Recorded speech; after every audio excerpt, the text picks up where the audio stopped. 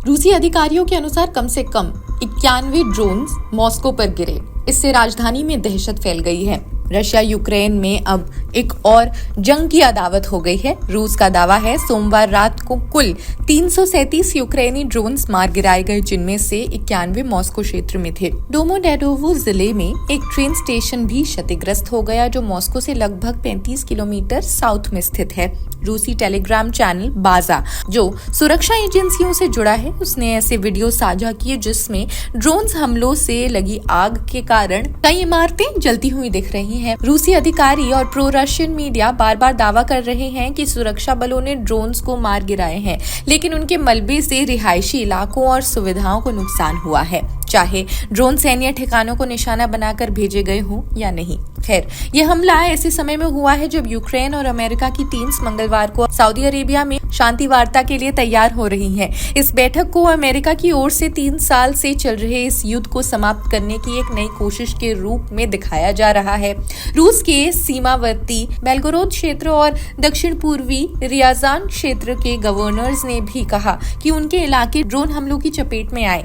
Belgorod में कई इलाकों में बिजली गुल हो गई है, जिससे स्थानीय प्रशासन को दिक्कतों का सामना करना पड़ रहा है।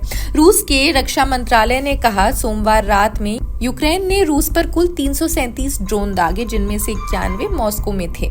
इसके अलावा मॉस्को के मेयर सर्गेई सोबियानिन ने इसे अब तक का सबसे बड़ा यूक्रेनी ड्रोन हमला बताया है। मॉस्को क्षेत्र के गवर्नर ने कहा अब तक एक व्यक्ति की मौत की पुष्टि हुई है और 3 घायल हुए हैं। रूस की एविएशन वॉचडॉग ने कहा कि मॉस्को से भी 4 हवाई अड्डों पर उड़ानें निलंबित कर दी गई हैं। इसके अलावा नोवगोरोद क्षेत्र के 2 अन्य हवाई अड्डे भी बंद कर दिए गए हैं। गवर्नर वोरोप्योव के मुताबिक रामेंस्कोय जिले में 7 अपार्टमेंट्स क्षतिग्रस्त हुए हैं और निवासियों को इमारत से बाहर निकालना पड़ा। ये क्षेत्र मॉस्को से लगभग 50 किलोमीटर यानी 31 मील दक्षिण पूर्व में स्थित है। रूस पर इस हमले से ठीक पहले यूक्रेनी राष्ट्रपति व्लादिमीर ज़ेलेंस्की सऊदी अरब पहुंच गए, जहां उन्होंने मोहम्मद बिन सलमान से मुलाकात की। हालांकि मंगलवार को होने वाले शांति वार्ता में ज़ेलेंस्की खुद शामिल नहीं हो रहे हैं। बैठक में यूक्रेन के चीफ ऑफ स्टाफ एंडी यर्मक और अमेरिकी विदेश मंत्री मार्को रूबियो शामिल होंगे। तब तक हो रही है जब तक ज़ेलेंस्की और ट्रंप के बीच व्हाइट हाउस में हुई एक झड़प के बाद अमेरिका ने यूक्रेन को दी जाने वाली सैन्य सहायता रोक दी। रूसी मीडिया रिपोर्ट्स के मुताबिक अमेरिकी विशेष दूत स्टीव विटकॉफ इस हफ्ते मॉस्को में व्लादिमीर पुतिन से मिलने वाले हैं।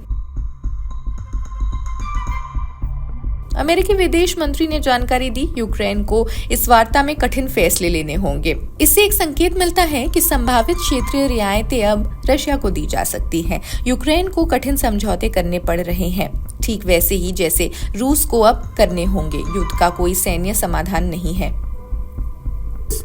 क्या रूस यूक्रेन के बीच कोई समझौता पॉसिबल है?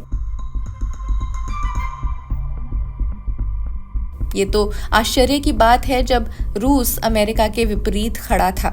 यह हमला युद्ध और भड़का देगा। आने वाले दिनों में क्या होने वाला है ये अब स्पष्ट नहीं है, लेकिन इससे जुड़ी सभी खबरें हम आप तक पहुंचाते रहेंगे। आप देश दुनिया की सभी खबरों के लिए देखते रहे जनसत्ता। शुक्रिया।